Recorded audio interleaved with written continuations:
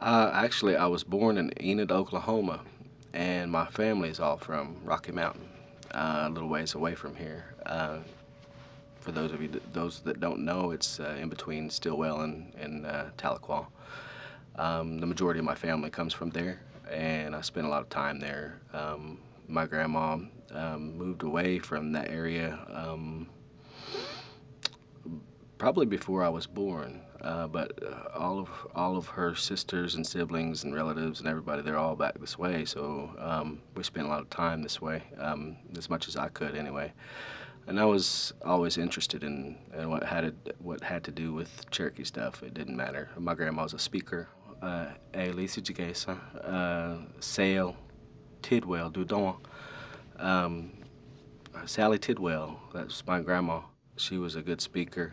She spoke English and Cherokee, and she could read and write it, all of that good stuff. My relatives, I have a few relatives still yet that are speakers. The language has really been the main thing that's drawn me for the majority of my life. I was always bugging her and asking her questions, so I can still do that. I just do it to everybody else's family members now. I haven't taken a whole lot of language classes. I've learned the majority of the Cherokee that I do speak from just hanging out with people who speak Cherokee. Ryan Mackey, he also works for Cherokee Nation. He definitely inspires me. He's probably one of the most inspirational people in my life. He's one of my best friends. I moved back to Oklahoma after a long time being away from Oklahoma, and he invited me to come over here and take a language class. And when I did that, that was all she wrote. It was simply 2-hour class, one or two nights a week or something like that. That just was enough of a spark, I guess, to wake me up. Some men that have passed away, Bossy Cummings, Chicesa. He was probably the most instrumental as far as inspirational on how to be. Hastings, Chicesa. Of course, he used to be the deputy chief of Cherokee Nation, but before that, he was a traditionalist and a medicine person and a speaker, master speaker. And he, one time we were in that same language class that I started out in. He said he complimented me on how I pronounced something, and that's rare for a Cherokee person to outwardly compliment you to your face. Usually they if they're going to compliment you, they do it behind your back. But he complimented me and he said, if I understand you, then you're speaking Cherokee. And that was a real, um, to me, it was an important statement because a lot of times we get caught up in not speaking Cherokee because we're afraid we're going to say it wrong, or not talking about it or referring to it because we're worried we're going to offend or whatever. But usually, when it comes to our language, that's when we get that fear, especially when a speaker is around and you're afraid to talk to them because you don't want to look wrong or say something wrong or embarrass yourself. And he basically said, throw caution to the wind and talk Cherokee. If you do it, and then people understand you, then you're talking Cherokee, and then that's all that matters.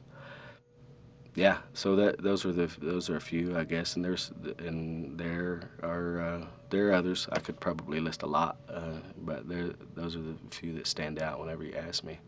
Not that anybody else is less than or more than, but so I teach about traditional games and ceremonial grounds and how they were and how they are and everything in between, whatever anybody wants to talk about that has to do with Cherokee stuff. So, well, my first introduction to stickball or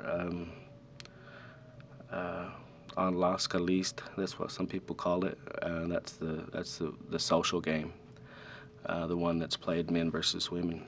and the women get to use their hands and the guys have to use sticks. Uh, I played that one the very first time at a ceremonial ground here in Oklahoma.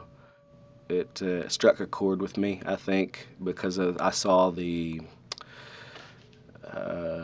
interaction of people that it caused. It's kind of a rough and tumble game. Even the social game is still kind of rough and tumble.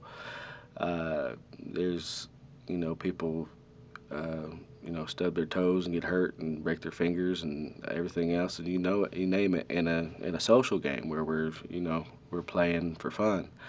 Um, we play that game with there's a single pole, and there's usually a wooden effigy of some type on top of it, whether it be a wooden fish at some ceremonial grounds or a wooden ball on top of it.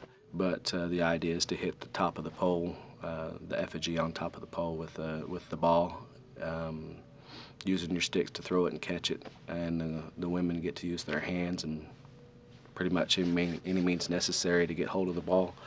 Um, that's played at the ceremonial grounds mostly, and then it's played a lot socially now because that's the one that people teach a lot, because young kids can really take to it quickly. Um, the boys like to think that they're tough, and the girls like to rough the boys up. So it spreads like wildfire, especially at schools and things like that. But it had a it had a pretty profound effect on me, I guess. And so I probably fell in love with it right then and there.